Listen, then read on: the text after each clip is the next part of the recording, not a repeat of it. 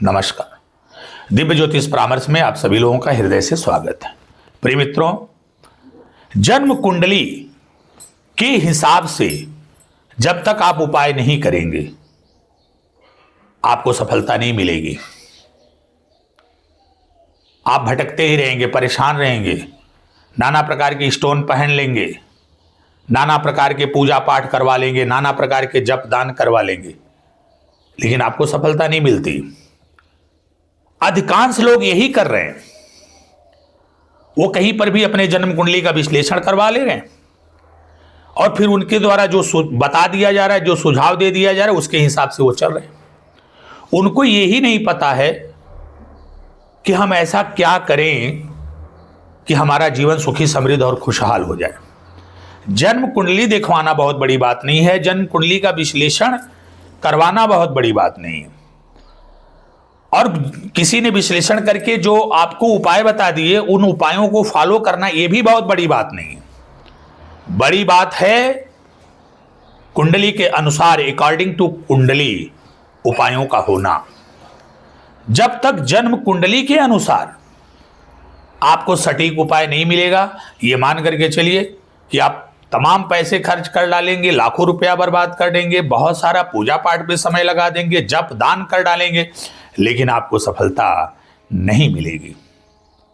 इसके लिए बहुत जरूरी होता है कि आप स्वयं ये जानें, स्वयं के अंदर आपको ये ज्ञान हो कि हम फला लग्न के हैं, हमारी फला राशि है, तो हमें कौन सा रत्न धारण कर लेना चाहिए, या फिर कौन से मंत्र का जाप करना है, हमारे इष्ट देव कौन हैं, या हमें किन ग्रहों का जप और दान करना है।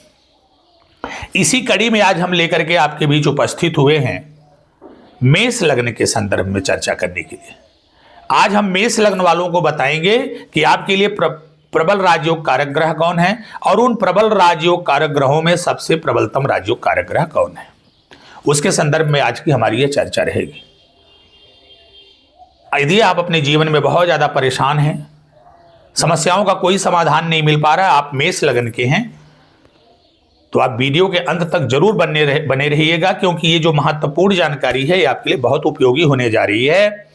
अगर आपने इस वीडियो को ध्यान से सुन लिया तो ये मान करके चलिए आपको फिर कहीं कुंडली दिखवाने की बहुत ज्यादा जरूरत नहीं पड़ेगी। आप स्वयं से ही स्वयं का उपाय कर लेंगे। इतनी सरलता और इतनी सटीकता के साथ मैं आपको बताने जा रहा हूं कि अगर आप मेष लग्न के हैं तो आपके लिए प्रबल राजयोग कारक ग्रह कौन होते हैं, उसमें प्रबलतम राजयोग कारक ग्रह कौन होता है, और सबसे बड़ी बात, किन ग्रहों का हमें जप दान करना है, कौन सा रत्न पहनना है, कौन से उपाय करने हैं, हमारे इष्ट देव कौन है। चलिए कार्यक्रम की शुरुआत करते हैं। सबसे पहले हमारे लिए यह जान लेना बहुत जरूरी हो जाता है कि किस कुंडली को हम मेष लग्न की कुंडली कहेंगे। प्रिय मित्रों, जब हम किसी चार्ट का, किसी कुंडली का निर्माण करते हैं तो उसमें कुल 12 खाने बनाते हैं, और उसमें से जो पहला खाना होता है, ये बातें हम किसी दिन चार्ट पर बताएंगे। अभी फिलहाल चार्ट की व्यवस्था हमने यहां पर नहीं किया हुआ है, किसी दिन चार्ट पर हम आपको अच्छे से बता देंगे और विधिवत बता देंगे। तो जब हम कुंडली का निर्माण करते हैं, कोई चार्ट बनाते हैं, तो उसमें कुल 12 खाने बनाते हैं, और उन 12 खानों में जो पहला खाना होता है उसमें जो नंबर लिखा होता है उसी को देखा जाता है। क्योंकि आप जानते हैं मेष से लेकर के मीन तक कुल 12 राशियां होती हैं और उनका एक क्रम होता है। जैसे पहले नंबर पे मेष राशि है, दूसरे नंबर पे वृषभ है, तीसरे पे मिथुन है, चौथे पे कर्क है, पांचवें पे सिंह है, छठवें पे कन्या है, सातवें पे तुला है, आठवें पे वृश्चिक है, नौवें पे धनु है, 10वें पे मकर है, 11वें पे कुंभ और 12वें पे मीन राशि। तो यदि आपने कोई चार्ट बनाया हुआ है और उसमें जो पहला खाना है उसमें अगर 1 नंबर लिखा हुआ है, 1, तो चूंकि 1 नंबर पे मेष राशि आती है, इसलिए आपकी जो कुंडली हो गई वो मेष लग्न की हो गई। ये क्लियर हो गया। मेष लग्न की कुंडली, अगर पहले खाने में 1 नंबर लिखा हुआ है तो आपकी कुंडली जो है मेष लग्न की कुंडली है। आशा करते हैं ये चीज आपको अच्छे से समझ में आ गई होगी कि मेष लग्न क्या है। अब आइए आपको आगे बढ़ाते हैं और आगे बताते हैं कि मेष लग्न में राजयोग कारक ग्रह कौन होते हैं। देखिए कुल 12 भाव होते हैं, लेकिन जब राजयोग कारक ग्रहों की चर्चा की जाती है तो विशेष रूप से लग्न, पंचम और नवम को देखा जाता है। लग्न, पंचम और नवम के जो स्वामी होते हैं उन्हें राजयोग कारक माना जाता है। अब मेष लग्न में पहले खाने में चूंकि 1 नंबर लिखा हुआ है, इसलिए ये मेष लग्न है और वो मेष राशि है। मेष राशि के स्वामी मंगल हैं, तो पहले राजयोग कारक ग्रह आपके मंगल हो गए। फिर वहां से 5 घर आगे आएंगे 5वें खाने में, तो वहां पर आपको 5 नंबर लिखा हुआ मिलेगा। 5 नंबर पे सिंह राशि आती है, तो सिंह राशि के स्वामी सूर्य हो गए, तो पंचमेश आपके कौन हो गए? सूर्य हो गए, यानी दूसरे राजयोग कारक ग्रह आपके सूर्य हो गए। फिर पहले खाने से जब 9 स्थान गिन करके आगे आप जाएंगे, 9वां घर मिलेगा, जिसे भाग्य भाव कहा जाता है, धर्म का भाव कहा जाता है। ये सब त्रिकोण भाव है। लग्न पंचम त्रिकोण है और वो 9वां त्रिकोण है। अरे बड़े शुभ भाव माने जाते हैं। अगर ये बलवान हो जाए तो व्यक्ति का जीवन संवरने में टाइम नहीं लगती। इन्हीं भावों को हमेशा बलवान करना चाहिए। और विडंबना क्या है कि हम लोग क्या करते हैं कि पूरी कुंडली को ही, सारे भावों को एक साथ सही करने लगते हैं, सारे ग्रहों को एक साथ सही करने लगते हैं, और जो कि असंभव है। ऐसा कभी हो ही नहीं सकता कि सारे भाव आप सही कर लें और सारे ग्रहों को आप सही कर लें। क्योंकि यहां पर जब भगवान भी अवतार लिए ने तो ऐसा नहीं हो पाया। और किसी ने कहा है कि एक है साधे सब सधे, सब साधे सब जाए। तो मुख्य को पकड़ लीजिए। पंचम भाव जो है ज्ञान का है, संतान का है, आपके इष्ट देव का है, प्रेम का है। 9वां भाव भाग्य का है, धर्म का है। और पंचम भाव शिक्षा का भी है, 9वां भाव उच्च शिक्षा का है। लग्न आपका व्यक्तित्व है, आपकी पर्सनालिटी है, आपका तन है, आपकी बॉडी है। तो ये 3 भावों के जो स्वामी बनेंगे वो आपके जो है राजयोग कारक ग्रह माने जाएंगे। जैसे अब लग्न में मेष राशि के स्वामी मंगल, तो लग्नेश कौन हो गए? मंगल, यानी पहले राजयोग कारक ग्रह आपके मंगल हैं। वहां से 5 नंबर जब आगे आएंगे पंचम त्रिकोण में, तो वहां पे 5 नंबर लिखा होगा। अब 5 नंबर के जो स्वामी होते हैं वो 5 नंबर पे सिंह राशि आती है। सिंह राशि के स्वामी सूर्य हैं, तो पंचम भाव के स्वामी कौन हो गए? सूर्य हो गए, यानी दूसरे राजयोग कारक ग्रह आपके सूर्य हो जाते हैं। अब पहले स्थान से यानी लग्न से जब 9 स्थान गिन करके आगे जाएंगे, 9वां भाव मिलेगा। 9वां भाव में 9 नंबर लिखा है। 9 नंबर पे धनु राशि आती है। धनु राशि के स्वामी देवगुरु बृहस्पति होते हैं, तो तीसरे राजयोग कारक ग्रह आपके कौन हो गए? देवगुरु बृहस्पति हो गए।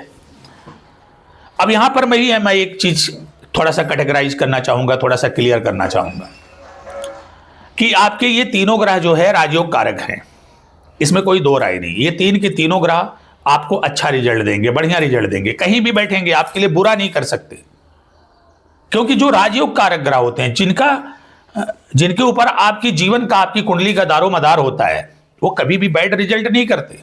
वो पीड़ित हो सकते हैं, प्रभावित हो सकते हैं, पाप कर्तरी में फंस सकते हैं, वो बुरी से बुरी स्थिति में जा सकते हैं, लेकिन आपके साथ वो बुरा करने का नहीं सोचते, क्योंकि वो आपके राजयोग कारक ग्रह है। तो ये तीनों आपके राजयोग कारक ग्रह हो गए। अब इन राजयोग कारक ग्रहों में हमें ये सबसे पहले विचार कर लेना चाहिए कि कौन सा ग्रह ऐसा है जो प्रबलतम राजयोग कारक ग्रह है। क्योंकि मैं बार बार एक बात कहता हूं कि सभी ग्रहों को सही करने से अच्छा है कि आप ये पहले डिसाइड कर लो कि आपकी कुंडली में सबसे प्रबलतम राजयोग कारक ग्रह कौन बनता है। तो आपकी कुंडली में सबसे प्रबलतम राजयोग ग्रह अगर मेष लग्न के हैं, तो सबसे प्रबलतम राजयोग कारक ग्रह यहां पे सूर्य हो जाते हैं। अब उसका रीजन भी मैं आपको बता देता हूं। वैसे तो लग्नेश के ऊपर कुंडली का दारोमदार होता है। लग्नेश कुंडली का मुखिया है, कुंडली का स्वामी है। जैसे परिवार का एक मुखिया होता है, परिवार की सारी जिम्मेदारी उसके ऊपर होती है और परिवार के सभी सदस्यों के प्रति, सदस्यों को उसके प्रति, मुखिया के प्रति जो है उत्तरदायी होना पड़ता है, जवाबदेह होना पड़ता है, रिस्पांसिबल होना पड़ता है। तो ठीक उसी प्रकार लग्नेश होता है। अगर तो लग्नेश पूरी कुंडली को जो है कमांड में रखता है, पूरी कुंडली पर कंट्रोल रखता है, और सारे के सारे ग्रहों को लग्नेश के प्रति रिस्पांसिबल होना पड़ता है, उत्तरदायी होना पड़ता है। लेकिन यहां पर मंगल लग्नेश हैं, लेकिन लग्नेश के साथ साथ एक तरफ जहां लगने के मालिक होकर के शुभ भाव के स्वामी बन रहे हैं, वहीं दूसरी तरफ अष्टम भाव के स्वामी बन रहे हैं। अब अष्टम भाव के स्वामी, थोड़ा अष्टम भाव बुरा माना जाता है, हालांकि अष्टम भाव पर भी कभी चर्चा करेंगे। अष्टम भाव बुरा माना जाता है तो एक अच्छे भाव के और एक बुरे भाव के स्वामी हो गए, इसलिए मैं इनको प्रबलतम राजयोग कारक ग्रहों की श्रेणी में नहीं ले जाता। अगर हम बात नवम भाव की करें, देवगुरु बृहस्पति की बात करें, जो दूसरे राजयोग कारक ग्रह हैं, अगर मैं उनकी बात करूं तो भाग्य भाव के स्वामी होकर के, धर्म भाव के स्वामी होकर के ये राजयोग कारक ग्रह तो बन रहे हैं, लेकिन वहीं दूसरे स्थान पर जो है बरहमे भाव के भी स्वामी हैं, क्योंकि बरहमे भाव में आप मीन राशि देखेंगे। तो एक अच्छे भाव के स्वामी है, एक बुरे भाव के स्वामी है, तो इनका भी मिक्स्ड रोल हो गया, लग्नेश का भी मिक्स्ड रोल हो गया। अब ये उतने प्रबल नहीं रहे जितना कि प्रबल होना चाहिए, लेकिन सूर्य वैसे भी सभी ग्रहों के राजा होते हैं, अपने आप में प्रबलतम तो होते ही हैं, होते। कोई भी कुंडली हो, किसी भी लग्न की हो, सूर्य का बलवान होना बहुत ज्यादा जरूरी होता है। लेकिन यहां पर पंचम भाव के स्वामी हो रहे हैं और सभी ग्रहों के राजा हैं, तो फिर मेष लगने के लिए सबसे प्रबलतम राजयोग कारक ग्रह अगर कोई होता है तो सूर्य होता है। और एक बात मैं स्पष्ट रूप से आप लोगों से कहना चाहता हूं कि अगर आप मेष लगने के हैं, सूर्य को पकड़िए, बस सूर्य को पकड़िए और सूर्य को जितना शुभ, जितना बलवान, जितना खुश कर सकते हैं करिए। सारे, अगर सूर्य सही हो गया, सारे के सारे ग्रह अकॉर्डिंग टू सन चलेंगे, सूर्य के अनुसार चलेंगे। उन्हें सूर्य के शासनादेश का पालन करना होगा। फॉर एग्जाम्पल एक छोटी सी बात मैं रखूंगा, समय ज्यादा नहीं लूंगा आपका। जैसे मुखिया के लिए जरूरी नहीं होता कि वो कमाने वाला हो, मुखिया के लिए जरूरी नहीं होता कि वो बहुत ताकतवर हो। आपने अपने परिवार में ही देखा होगा, परिवार का जो बुजुर्ग सदस्य होता है, जो मेन सदस्य होता है, उसको मुखिया बना दिया जाता है। भले वो पैसा ना कमाए, भले उसके पास शारीरिक पावर ना हो, शारीरिक शक्ति ना हो, लेकिन फिर भी वो मुखिया रहता है और उसके प्रति सभी लोग उत्तरदायी होते हैं। लेकिन हर परिवार की एक दशा है, भले परिवार में 10 लोग, 12 लोग, 15 लोग, 17 लोग, 20 लोग, जो भी लोग रहते हो, हर परिवार में एक सदस्य ऐसा होता है जो सबसे अधिक कमाता है और पूरे परिवार की जिम्मेदारी लेकर के चलता है। ये बात आपने देखा होगा हर फैमिली में। ठीक उसी प्रकार कुंडली में है, यहां पर मंगल भले लग्नेश हो रहे हैं, भले वो कुंडली के स्वामी हैं, कुंडली के मुखिया हैं, लेकिन जहां तक सूर्य का सवाल है, इस कुंडली को चलाने का कार्य सूर्य का है। सूर्य ही इस कुंडली को, कुंडली रूपी मेष लग्न की कुंडली रूपी परिवार को अगर कोई चला रहा है, कोई पाल रहा है, पोस रहा है, दैट इज सन, वह सूर्य है। इसलिए मेष लग्न वालों, अगर आप मूगा पहन रहे हो, पुखराज पहन रहे हो, मंगल का उपाय कर रहे हो, बृहस्पति का उपाय कर रहे हो, नाना प्रकार के जप दान कर रहे हो, लेकिन अगर आपने सूर्य को छोड़ दिया तो ये तय मान करके चलो, कोई लाभ नहीं होगा आपका। और यही होता है अमूमन, जो मुख्य ग्रह होता है लोग उससे विमुख करके दूसरे ग्रहों का करवाते हैं, उपाय करवा देंगे, परिणाम अच्छा नहीं आएगा, दिक्कत हो जाती। तो सबसे प्रबलतम राजयोग कारक ग्रह कौन हो गए? यहां पे सूर्य हो गए। इसलिए सूर्य का विशेष उपाय आप लोगों को करना। अगर मेष लग्न के हैं आप और सूर्य को आपने खुश कर लिया, कब आप रंग से राजा बन जाएंगे किसी को पता नहीं चलेगा। बहुत ऊंचाइयां हासिल करेंगे, समाज में पद, मान, प्रतिष्ठा, यश, कीर्ति सब मिलेगा, धन, संपदा, राजा सदृश जीवन जिएंगे। इसलिए सूर्य को बलवान करिए। आइए बात करते हैं कि हमें मेष लग्न में क्या करना चाहिए। सबसे पहले हम चर्चा करते हैं मंगल की, लग्नेश की चर्चा कर लेते हैं। यहां पर मेष लग्न में मंगल लग्नेश हैं, तो लग्न के भी स्वामी हो गए, अष्टम भाव के स्वामी हो गए। अगर लग्नेश बुरे भाव में नहीं बैठे हैं, यानी छठे आठवें बारह में नहीं बैठे हैं और चौथे भाव में बैठ करके नीच के नहीं हो रहे और मांगलिक दोष नहीं बना रहे हैं और कमजोर स्थिति में है, तब तो आप इनके रत्न मूंगा को धारण कर लीजिए, आंख मूंद के धारण कर लीजिए। आपको कुछ भी नहीं सोचना है, किसी से कुछ भी नहीं पूछना है। एक बार ध्यान से सुनिए, अगर मंगल छठे आठवें बारह में नहीं है, चौथे भाव में बैठ करके नीच के नहीं हो रहे, इसके अलावा अन्य किसी भाव में बैठे हैं, बलाबल में कमजोर है, अगर बलाबल में ठीक है तो रत्न बिल्कुल मत धारण करिए आप। लेकिन अगर बलाबल में कमजोर हैं तो फिर आप आंख मूंद करके मूंगा धारण कर लीजिए, बहुत जबरदस्त सफलता मिलेगी आपको। और वहीं अगर छठे आठवें बारहवें भाव में बैठे हैं और नीच के होर करके बैठे हैं तो इनके रत्न को आपको नहीं धारण करना है। फिर क्या करना है आपको? फिर आपको जप दान पूजा पाठ करना है। तो सबसे पहले आपको सत्कर्म से जुड़ना पड़ेगा, क्योंकि देव कर्म तभी स्वीकार होता है जब व्यक्ति सत्कर्मी होता है। जब तक आपके अंदर सत्कर्म नहीं होगा आपका देव कर्म कदापि स्वीकार नहीं किया जाएगा। तो सबसे पहले आप क्या करेंगे? देव कर्म करेंगे। देव कर्म में क्या करना आपको? सबसे पहले आप सत्कर्म करेंगे। सबसे पहले क्या करेंगे? आप अपने आप को सत्कर्म से जोड़ेंगे। सत्कर्म में क्या करना है? आपका अपने छोटे भाई का सम्मान करना, छोटे भाई को रिस्पेक्ट देनी, छोटे भाई को इज्जत देनी है।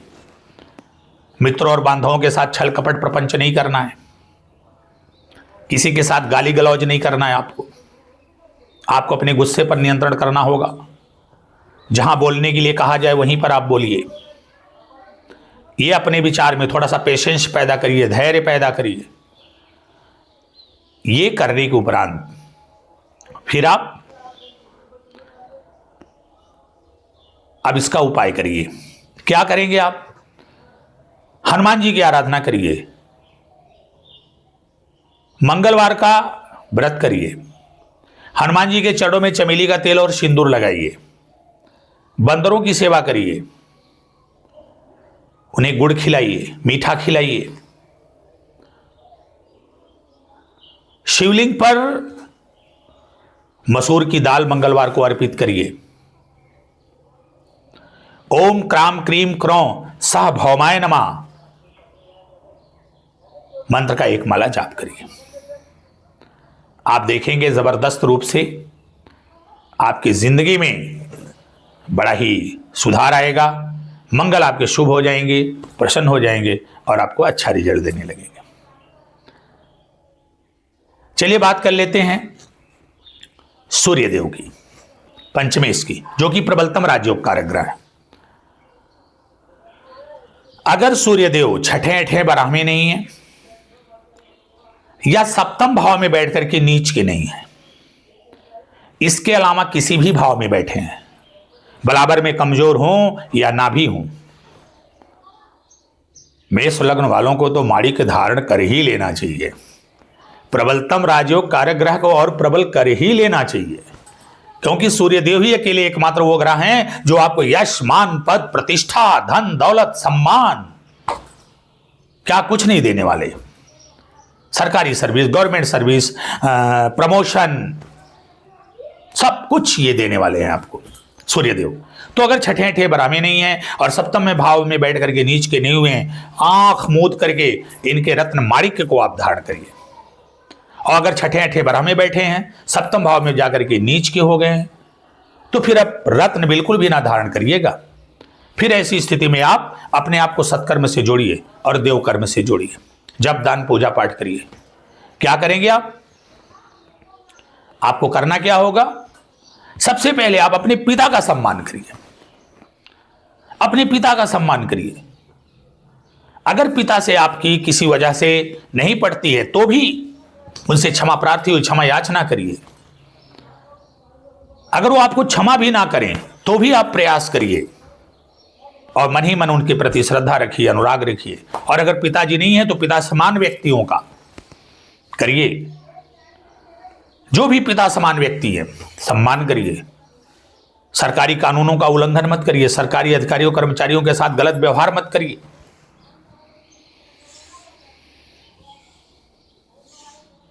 इस तरह से अहंकार का त्याग करिए। घमंड में नहीं रहना। अहंकार और घमंड सूर्य को ही सबसे पहले खराब करता है। फिर आप देव कर्म से जुड़ जाइए। रविवार से प्रारंभ करके प्रतिदिन तांबे के लोटे में जल, मीठा, लाल चंदन, लाल पुष्प डाल करके सूर्य भगवान को जल दीजिए। ओम दृढ़ सूर्याय नमः मंत्र का 1 माला जाप करिए। आदित्य हृदय स्तोत्र का पाठ करिए। गुड़ और गेहूं का दान करिए। इस तरह से आपके सूर्य शुभ हो जाएंगे, बलवान हो जाएंगे और आपकी जिंदगी को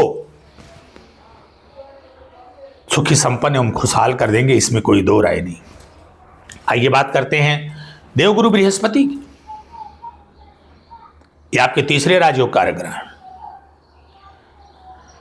अगर देवगुरु बृहस्पति बुरे भाव में नहीं है और नीच के नहीं है, कहने का मतलब 10वें भाव में नहीं है और छठे 8 12 में, ध्यान दे लीजिएगा, छठे में नहीं होना चाहिए, 8 में नहीं होना चाहिए, 12 में नहीं होना चाहिए और 10वें भाव में, इन 4 भावों को छोड़ करके अगर देवगुरु बृहस्पति किसी भी भाव में हैं और बलाबल में कमजोर हैं तो आप आंख मूंद करके इनके रत्न पुखराज को धारण कर लीजिए।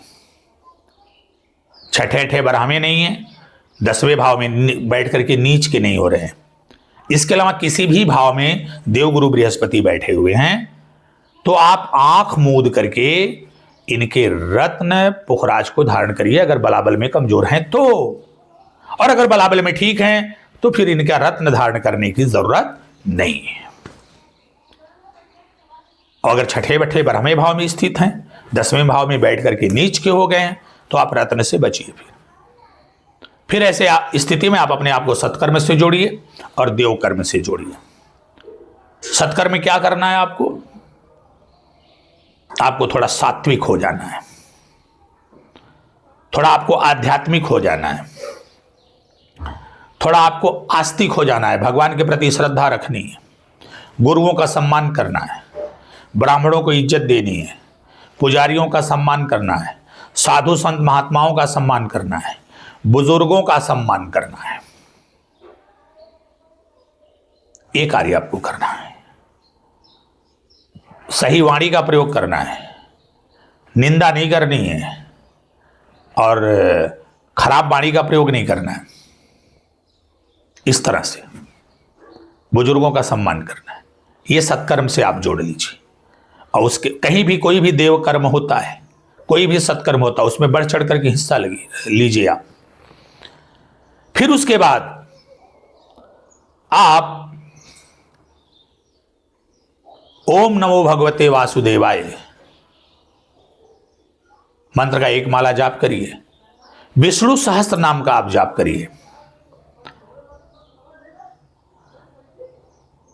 मंदिरों में चने की दाल और हल्दी का दान करिए।